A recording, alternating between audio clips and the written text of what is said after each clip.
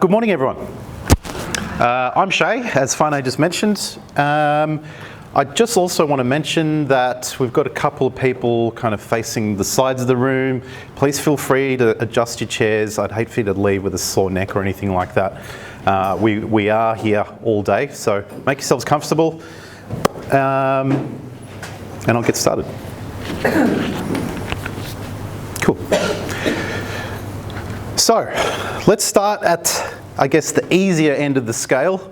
As you can see on the agenda, our first topic is patient details, the appointment grid, and the waiting room. Now, you guys are actually at a little bit of an advantage. We are running a little bit ahead of time, so I will open up the room for any questions or any input that you feel might be worthwhile contributing to the group. So, let's dive in. The first thing I want to talk about is our patient search window. Now, I certainly hope that we've seen this window before. Some of us longer time users may have seen a different type of search window. So, just quickly want to touch on this, that this is what we call our smart search. And you can see that it's trying to help you out with a few hints on the screen there. Most commonly, last name, comma, space, first name. If you want to minimize your typing, you can even type the first 3 characters of either name to save you on a few keystrokes throughout your day. Just while we're here, I just want to take a quick look at classic search, please, Chris. This was our first search window. Now, some of us prefer to have separate fields and choose per patient what information we want to enter in.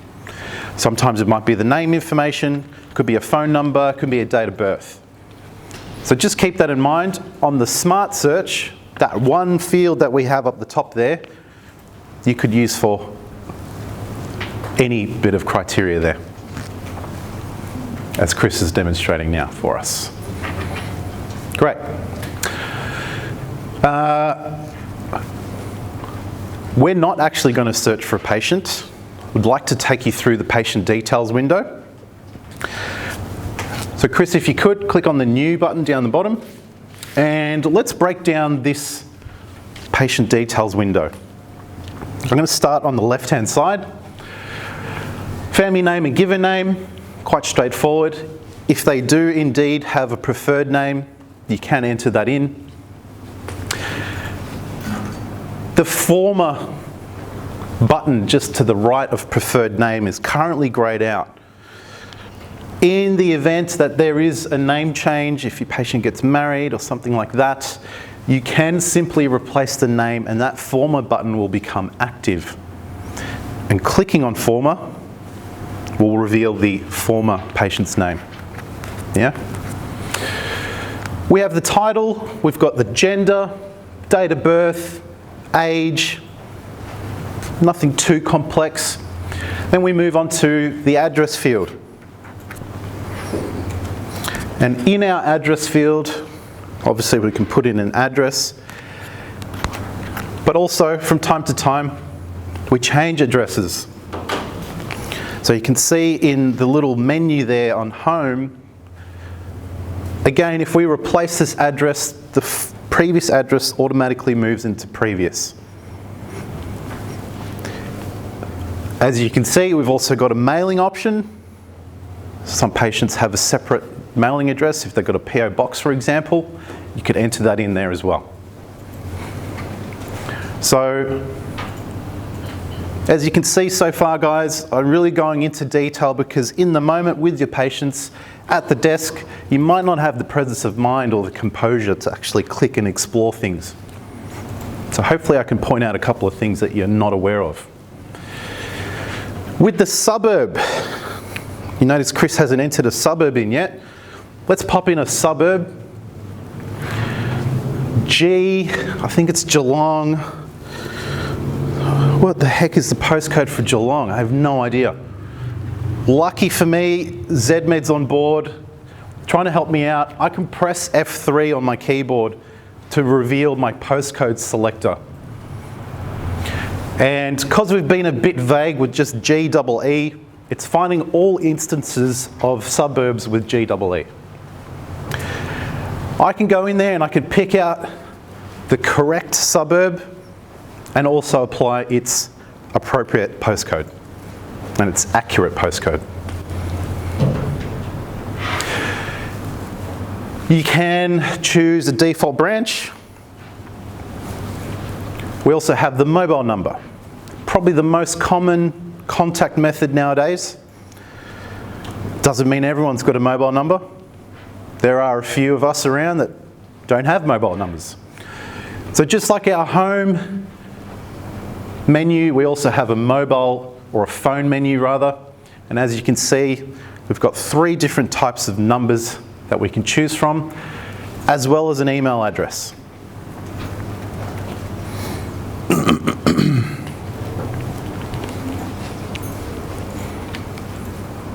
Thank you, Chris. We have our SMS options.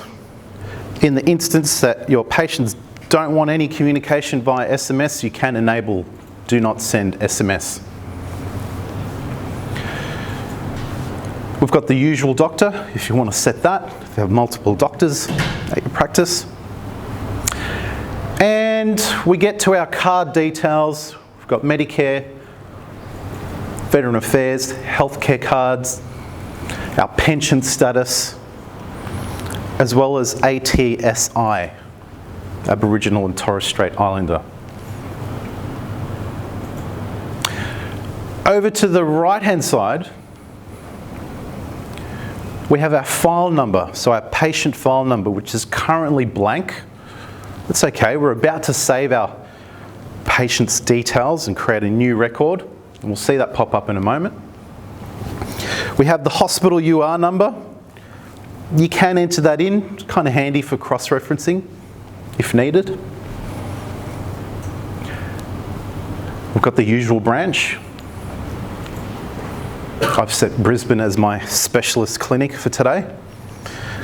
And first in and last in. This will not look at appointment dates. It will look at billing dates. So when the patient's been billed, keep that in your back pocket, guys. It's a common thing that our support team get is like, I thought that was appointments when the customer was for their first appointment and their most recent appointment. Not quite, because what if the patient cancels or can't make it and that appointment's still in the system? So it looks at billing events. We have underneath our first in and last in patient types. If we're using patient types, this is where you can enter those in. And our patient status. You can mark your patients as casual, or in the event that they pass away, this is how you can mark them as deceased in your system.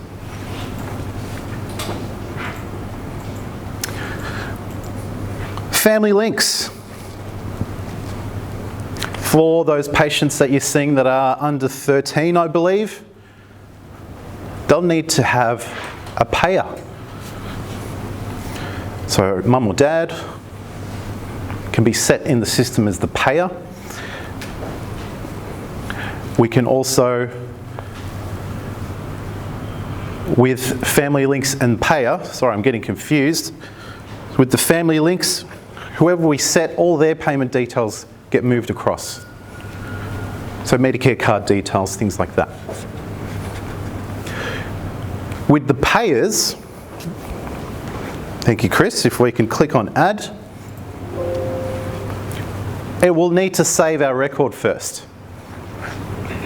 Let's go ahead and click yes, and you can see our file numbers popped up, 47. And we can set our payment methods for our patient. So we'll select patient and we'll put Medicare in there as well, please, Chris. Excellent. So, underneath our payers, we have referrals. This is where you'll see any incoming referrals you can add to the system as well. We'll take a closer look at that a bit later on.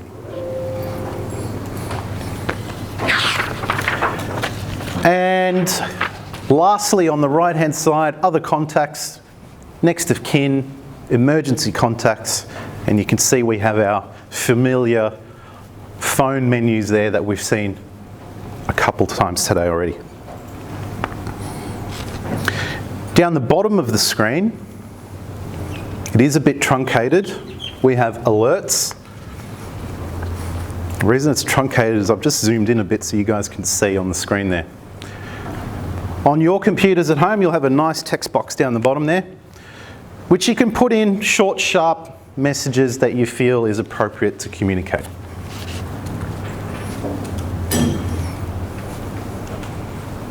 Great. So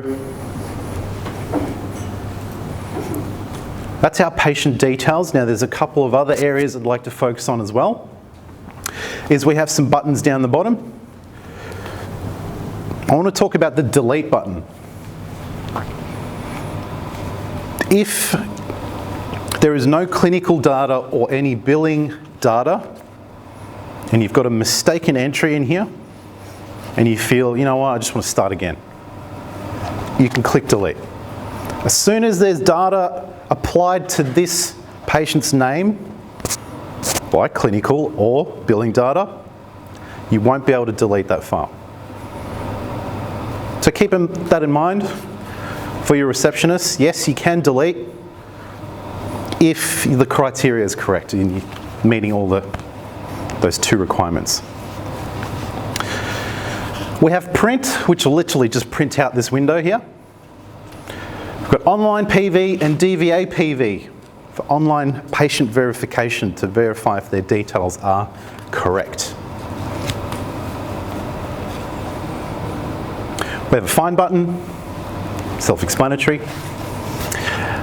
And if we move to the top of the screen, we have a menu bar running along the top there.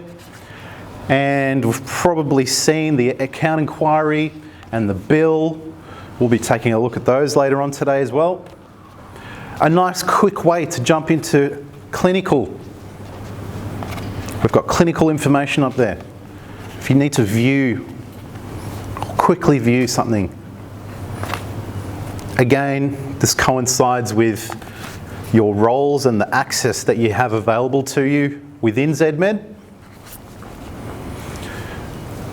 Got a print, quote, receipt, waiting room, appointments, and the extras menu, if we can have a look there, Chris. You can set patient task, look up referral doctors, and also see the encounters. The left-hand side, we have a sidebar with some options there as well. If we have a look at further details, here are some practice definable fields. And there's two types there. The first type, you can see it expands a menu. Now you have the ability to customize these to meet your requirements and needs. And the bottom half there, as you can see, comes up with a heading and just a text field.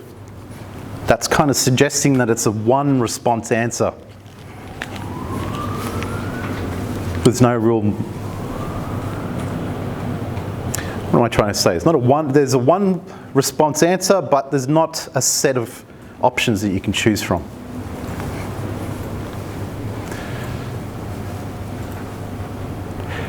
Moving on from further details, we've got the recalls menu, where you can view any recalls in the system, as well as create. And we have the notepad. The notepad is where you can expand on the alerts field. So as I said, the alerts field, short, sharp messages. The notepad, as you can see, we've got some formatting options up the top So if need be, you could utilise this as a note-taking option for you. However, that needs to kind of be a strategy throughout your clinic, because if one person's using the notepad and no one's looking at it, it kind of falls apart, doesn't it? So this could be a nice way to communicate through your clinic, whatever it might be. So I just wanted to determine the difference between notepad and the short, sharp messages section in the patient details window. Underneath notepad, we've got eHealth for My Health Record. You can enter in their IHI number. You can even register or search. Now, because I'm using a test system, I obviously haven't linked my Zedmed with My Health Record, which is why we're seeing those buttons grayed out. And lastly, messages. Probably a lot of us haven't seen this. This has come through in version 31. Gives you the ability to send messages directly to the patient from their patient details window.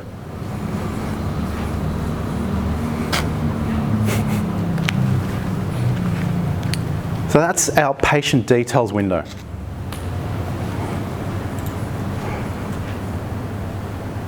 Do you have any questions? Yes. I've got two if I can. Please. Okay, I use clinical warnings a lot. Yes. For the practitioner. Thank you. I didn't mention that.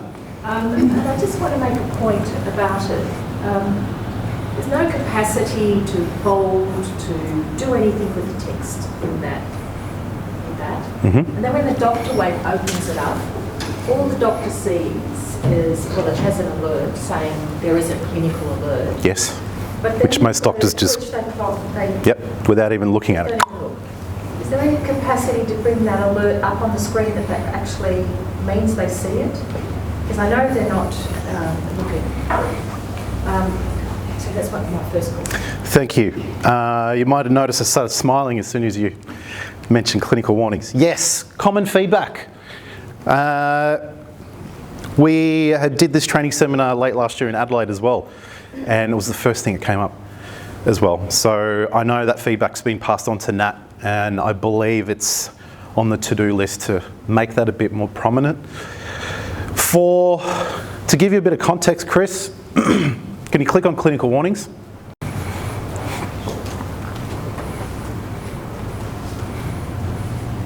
Great. What's the difference?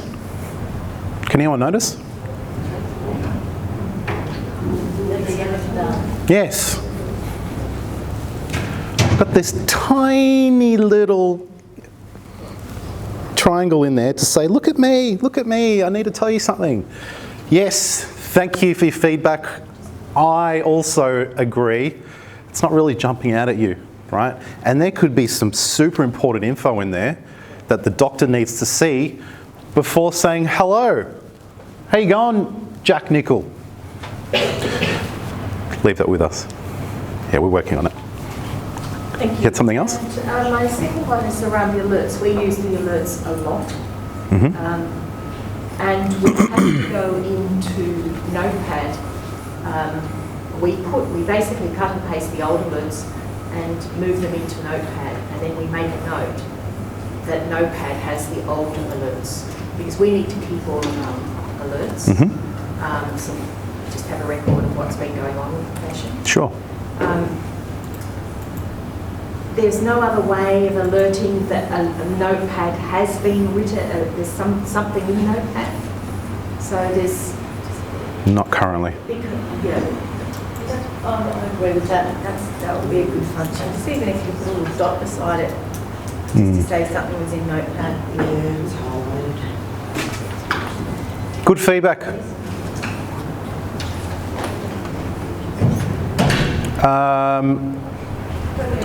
We'll take notes of that. Currently, I don't have a solution for you. But thank you. Please continue to share your feedback. We'd love to hear it. Anything else? Yes.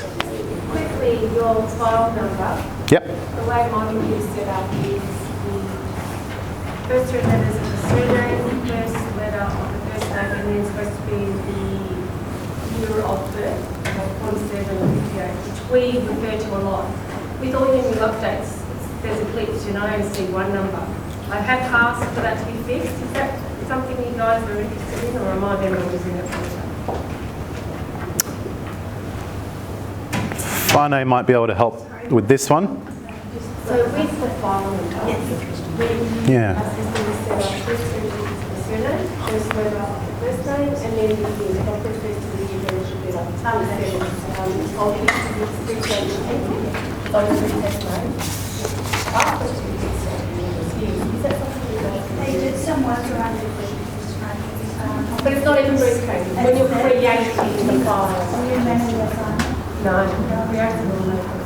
You can actually turn the auto file, the system don't have to find I really like to be able to not print that. That's something you don't like. No. So there's two options, whether the system is signed or you can sign. No, never. You did have that. Well, no, we can put it through with a request in that, if it was your apartment. Yeah, that's right.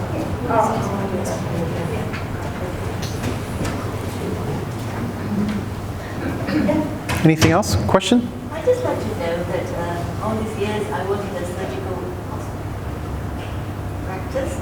I don't see a private health nominee on any of those like Medicare, Veterans Healthcare, Safety Net, and it's also easier for us in the front.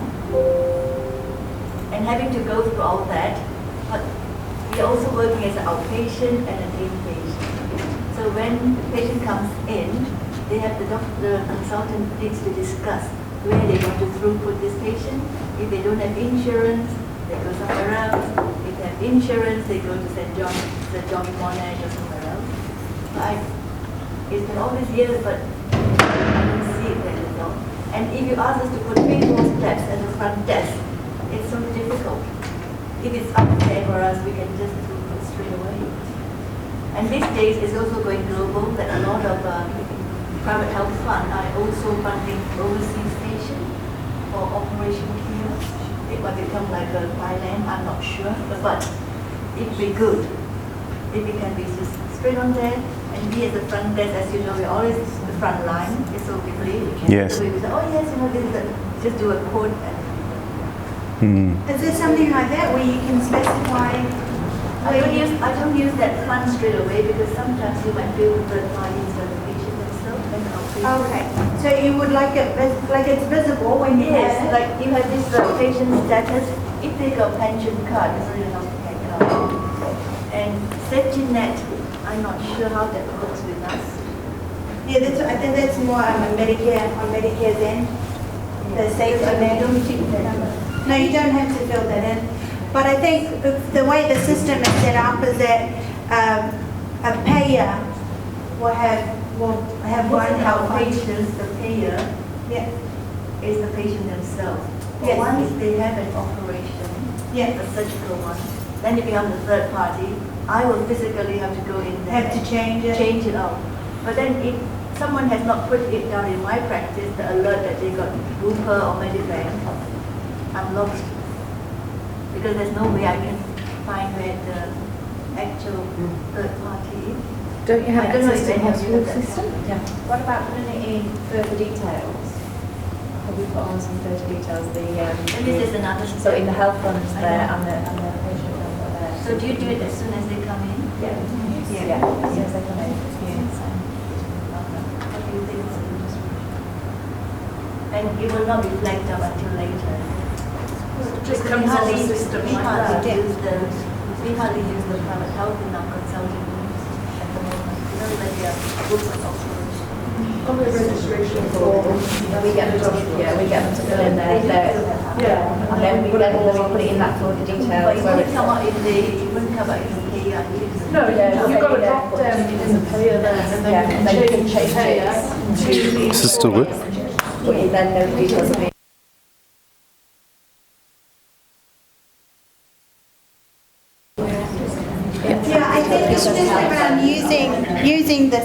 Yeah. I think it's just around using it. We can have a chat to you and see. Because But out of like 100 patients, we might get about 30 private health. yeah, That means that my bills will have to spend a bit more time. It doesn't take that long. It really doesn't take that long. It's only registration form, fill it in on the system, and then you just put down the checks. I think once you start, you can decide on where you want to put it, but it will still involve a bit of click here and click there. Because we're a surgical place, Yeah. if our patient is 10-minute leave, We're surgical too. somebody goes to I've got 6 receptionists. I've got 30 patients coming through a day. And we're doing lots and lots of surgeries, and it's easy.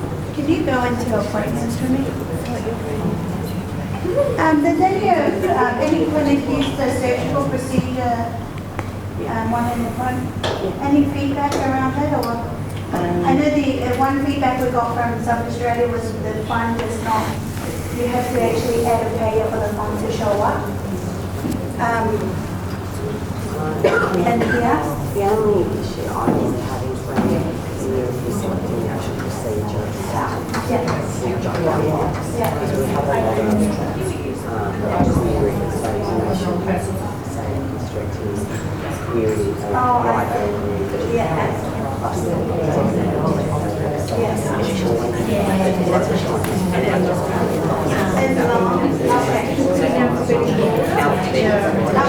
We can put that in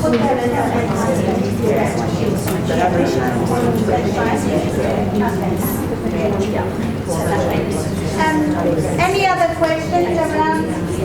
Yes, just a safety net. What is that? Yeah, I know it's a number that Medicare provides to certain people, because I had to go Google what safety net is when I first started. But I haven't actually come across any patients who've got it. But certain people get a safety net card from Medicare. Yeah, so there's a number, they have a card that gets printed out, and you just put the safety net number in there. So if you put the number there and you do online PV, for example, it just does a patient's verification with Medicare, just to confirm, yeah. Yeah, a yearly. Now they hit the safety net, then they get but if you look at there, Yeah, I think it's like Medicare, but they get I guess a rebate or They something. just get more rebates. Yeah. So once they spend so much money, they get more rebates. Yeah. and automatically Medicare Yeah. Yes. Oh, good. Thank you. Anything else? Sorry, Shay.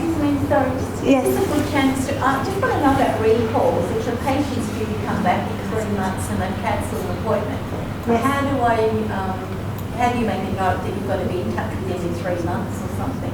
Recall? Yes. You can run a recall report. I don't understand it, that's how you do it. Okay. Are you doing, he's doing the report later and he'll cover that. Yes. Thanks. Good. Okay. And keep pushing on. Get 10 minutes till break. Anything else? Do appointments in waiting room. Okay, cool. Okay, guys, going to push forward. Just monitoring our time as well. So, moving forward, let's jump into the appointment grid. So firstly, you can see we have a doctor, and we're looking at just Tuesday. Something that doctors commonly like to do is have a look at their week. So the best way to do that, you can see currently up the top we're looking at all doctors. If we pick out Dr. George, will show us a snapshot of his week. Some of us may not have seen the white colour there. That's just saying that my doctor is at another location, which is why it's reflected in white. If we can go back to the day view, please, Chris. And to add in an appointment, quite simple, right click, you're going to add patient, come back to our search,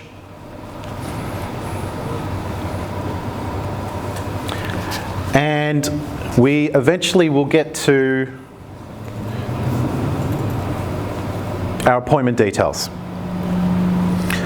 Let's break down this. So, left-hand side, right at the top, we've obviously got the date, we've got the doctor that we're booking in with, we've also got created by and the staff code,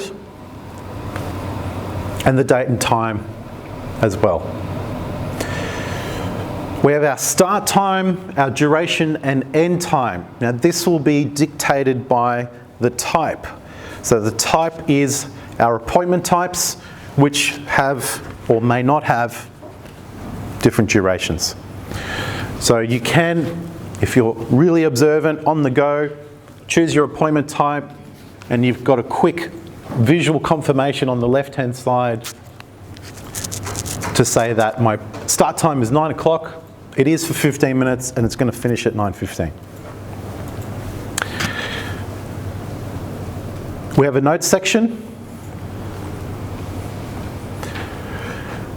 We have underneath our notes section a reason for chosen date, if you choose to use that. And cancellation waiting priority. Can we choose high, please, Chris? We'll come back to that one.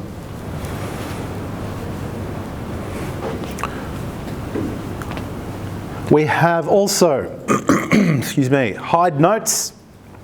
We've got allow SMS. And we have our account pays listed. If we wanted to set up repeat bookings, there is an option hiding out down the bottom left corner for repeated bookings.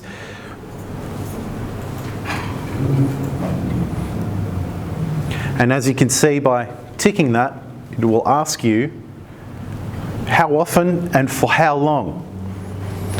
So if we want an appointment every week for the next 2 months, our booking period would obviously be 8. Over to the right-hand side, we won't do a repeated booking. Thanks, Chris. We have our patient details, as we just saw in our patient details window. We have our contact details, their card details, and you see we have referral. Now we've just created this patient record. You can also see your referrals here as well. We'll take a look at that in the waiting room. You can see I've got a couple of patients in the system there already. Our good little friend, clinical warnings, kind of saying, look at me, look at me. Just be mindful, if you see that little triangle, you know what that is, that there are clinical warnings in there. And the bottom of our screen, we have some options. And we've got print label, print letter, and print slip. Gosh, this is a lot of printing. 3 different types of output. So we have a label, we have a letter, and we have a slip, all printing the same thing, their appointment details. Depending on how things are set up in your clinic or the type of patients that you see, they might prefer something physical you can put in their wallet or in their handbag and stick up on the fridge.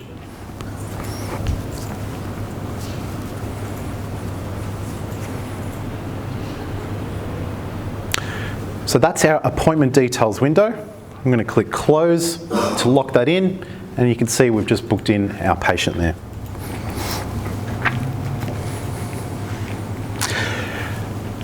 Just to quickly show you, I want to book a second patient in at 9 o'clock.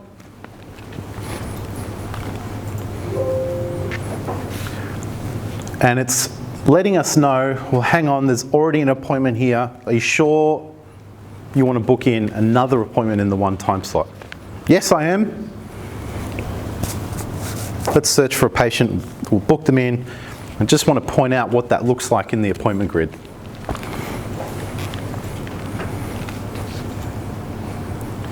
Again, another warning. Are you really sure? Yep, I'm sure. And you can see it's now in red. So If you haven't seen this, this is what double bookings look like. If any of your appointment types are set to red and you are doing double bookings, be mindful that you might see a double up there where you see red and it might only actually be an appointment.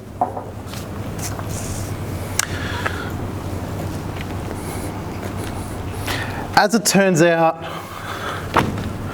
I didn't want to double book them. It was actually for 9:30. I need to move that appointment. So if we right click and go cut, it's asking me which appointment do you want to move. I can select the correct patient, choose the cut, close, right click at the correct time slot and choose paste. And just an appointment details window again, if we need to enter in any information. And now we're all good. If I want to add from my cancellation list, I can right click on a time slot. And the third option down, add from cancellation waiting list. These are all my patients in my cancellation waiting list, and they're organised by priority. You can see on the right hand side, and if you recall, we had 3 options, low, medium and high, and we chose high. So this is how it'll be presented to you. If you have a long list, your highs will be up the top and your lows down the bottom. If we select our patient and click the select button, again, appointment details, and click close, and that'll book that patient in. Obviously, when you're adding from the cancellation waiting list, you want to contact your patient. Great news, got a cancellation, are you free?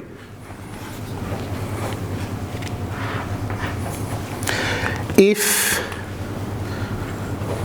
original appointment and we add from the cancellation waiting list, the original appointment will be cancelled.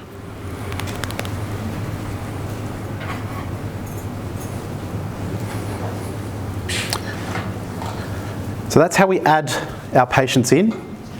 I did jump the gun a little bit, I apologise. How do we actually navigate our appointment grid in the day view? We've got some speed buttons down the bottom, which is super handy. If I want to jump forward a week or a month, you can see the other options there. Or if I want to go ahead a week and 3 days, you kind of get what I'm suggesting. Then a nice fast way to get back to today. Patients just walk through, I need to attend them. We've got the today button to take us back to where we were. Along the top, again, we have a menu bar with some shortcuts and access to different areas in Zedmed.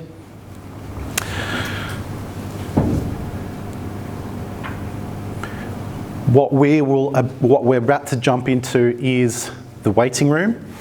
Before I do, there are also some other view options with your appointment grid.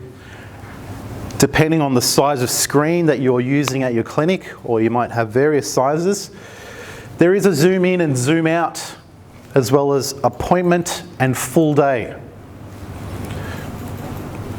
Again, use these to your advantage. We're on computer screens all day, looking at blue light. You've got neon lights, eyes become tired. So use those zoom values. I know some days when I get home and I've stressed my eyes out all day, kind of walking around like this. So that's a quick overview of the appointment grid. If we can, Chris, our 10 o'clock appointment, Mr. Banner,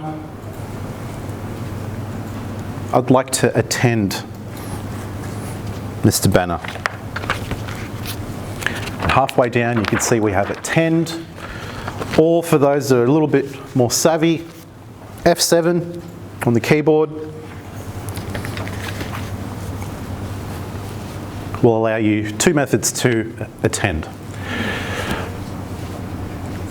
Now we have attendance details. So we've looked at patient details, appointment details, and attendance details now.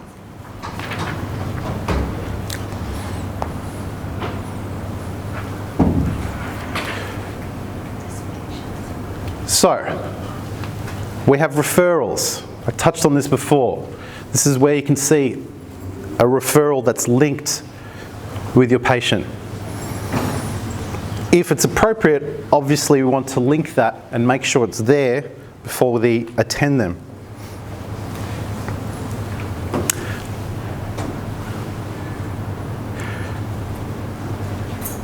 We've got attendance notes. We have our account pays down the bottom. Again, on the right-hand side, patient details, contact details, card details. And our old friend, clinical warnings. Let's click on the waiting room, Chris.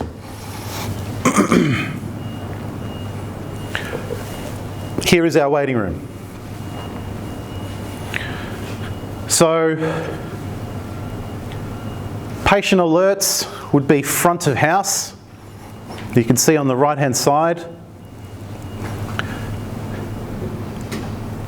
And we've just created the timestamp next to appointment time, 10:31.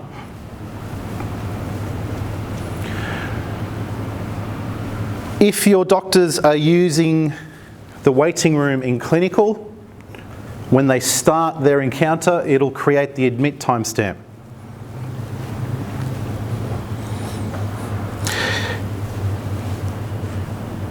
If we want to attend someone quickly, for whatever reason, you can use the quick attend, which will bring you to the patient search window.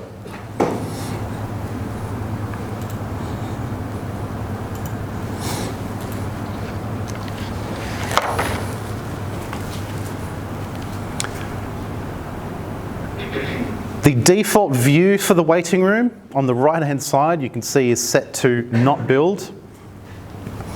This can be customized in your settings, but generally speaking, this is where most billing is done from. Now you can bill. There may be rare circumstances that there is no charge. Why I'm bringing that up is if we right-click, there is a hide function to indicate hide from the waiting room, so that they maybe they're not getting billed. Might be in the future. Keep in mind, if you are hiding someone, in the essence of communication, pop in a little note to say hidden patient for reason whatever. If you are hiding patients and you notice the last time you looked there was 3 patients and now there's 1, what's going on? I can see there hasn't been any billing events. There is a show hidden button in the toolbar up the top. So in the event that you've not finding what you're looking for, just quickly click on show hidden. It will show your hidden patients up in the waiting room.